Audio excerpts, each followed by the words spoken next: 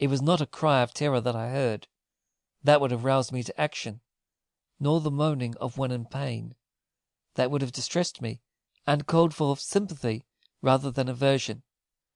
True, it was like the groaning of one in anguish and despair, but not like any mortal voice. It seemed too dreadful, too intense, for human utterance. The sound had begun while I was fast asleep, close on the head of my bed, close to my very pillow. It continued after I was wide awake, a long, loud, hollow, protracted groan, making the midnight air reverberate, and then dying gradually away until it ceased entirely. It was some minutes before I could at all recover from the terrible impression which seemed to stop my breath and paralyze my limbs. At length I began to look about me, for the night was not entirely dark, and I could discern the outlines of the room and the several pieces of furniture in it. I then got out of bed and called aloud, "Who is there? What is the matter? Is anyone ill?" I repeated these inquiries in Italian and in French, but there was none that answered. Fortunately, I had some matches in my pocket, and was able to light my candle. I then examined every pan of the room carefully, and especially the wall at the head of my bed, sounding it with my knuckles. It was firm and solid there, as in all other places. I unfastened my door, and explored the passage and the two adjoining rooms, which were unoccupied and almost destitute of furniture.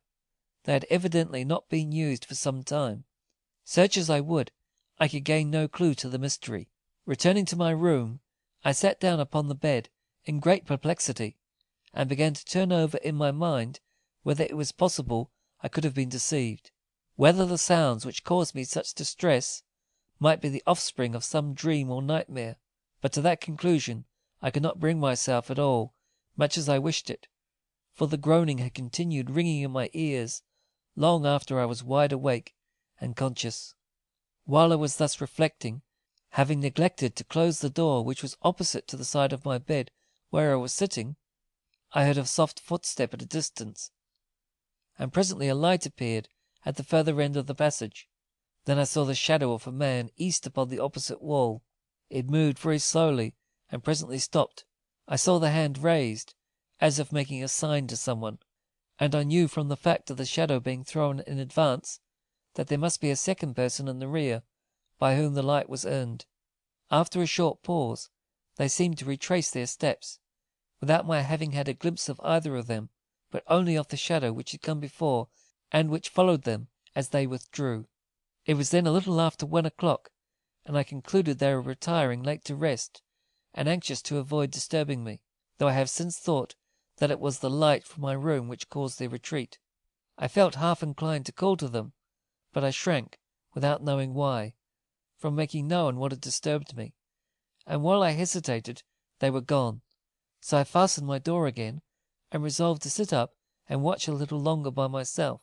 But now my candle was beginning to burn low, and I found myself in this dilemma.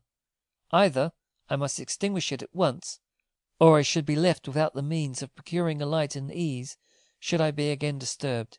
I regretted that I had not called for another candle while there were people yet moving in the house, but I could not do so now without making explanations. So I grasped my box of matches, put out my light, and lay down, not without a shudder, in the bed. For an hour or more I lay awake, thinking over what had occurred, and by that time I had almost persuaded myself that I had nothing but my own morbid imagination to thank for the alarm which I had suffered. "It is an outer wall," I said to myself. "They are all outer walls, and the house is built of stone. It is impossible that any sound could be heard through such a thickness. Besides, it seemed to be in my room, close to my ear. What an idiot I must be to be excited and alarmed about nothing. I'll think no more about it." So I turned on my side, with a smile, rather a forced one, at my own foolishness, and composed myself to sleep. At that instant I heard, with more distinctness than I ever heard any other sound in my life, a gasp, a voiceless gasp, as if someone were in agony for breath, biting at the air, or trying with desperate efforts to cry out or speak. It was repeated a second and a third time.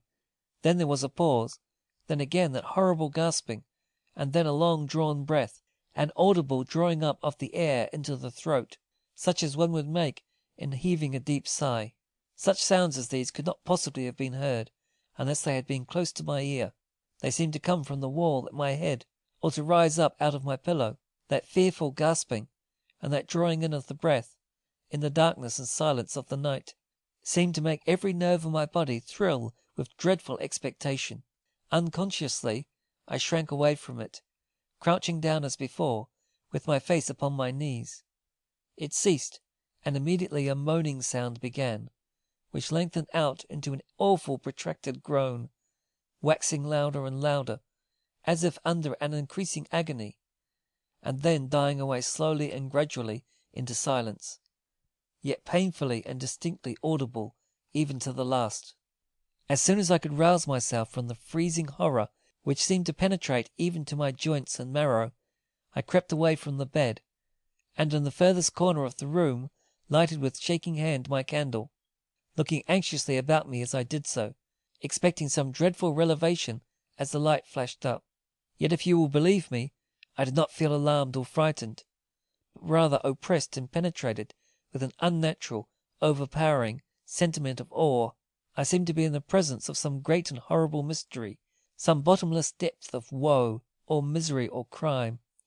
I shrank from it with a sensation of intolerable loathing and suspense. It was a feeling akin to this which prevented me from calling to my landlord. I could not bring myself to speak to him of what had passed, not knowing how nearly he might be himself involved in the mystery. I was only anxious to escape as quietly as possible from the room and from the house. The candle was now beginning to flicker in its socket, but the stars were shining outside, and there was space and air to breathe there, which seemed to be wanting in my room. So I hastily opened my window, tied the bedclothes together for a rope, and lowered myself silently and safely to the ground. There was a light still burning in the lower part of the house, but I crept noiselessly along, feeling my way carefully among the trees, and in due time came upon a beaten track which led me to a road, the same which I had been travelling on the previous night. I walked on, scarcely knowing whither, anxious only to increase my distance from the accursed house, until the day began to break, when almost the first object I could see distinctly was a small body of men approaching me. It was with no small pleasure that I recognized at their head my friend, the Capo de Polizia.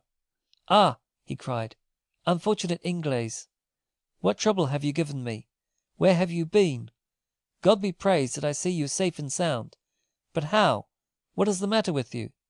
You look like one possessed." I told him how I had lost my way, and where I had lodged. "And what happened to you there?" he cried, with a look of anxiety. "I was disturbed in the night. I could not sleep. I made my escape, and here I am. I cannot tell you more." "But you must tell me more, dear sir. Forgive me. You must tell me everything. I must know all that passed in that house. We have had it under our surveillance for a long time, and when I heard in what direction you had gone yesterday, and had not returned, I feared you had got into some mischief there, and we were even now upon our way to look for you." I could not enter in particulars, but I told him I had heard strange sounds, and at his request I went back with him to the spot. He told me, by the way, that the house was known to be the resort of banditti, that the landlord harbored them, received their ill-gotten goods, and helped them to dispose of their booty. Arrived at the spot, he placed his men about the premises, and instituted a strict search, the landlord and the man who was found in the house being compelled to accompany him. The room in which I had slept was carefully examined. The floor was of plaster or cement, so that no sound could have passed through it. The walls were sound and solid, and there was nothing to be seen that could in any way account for the strange disturbance I had experienced.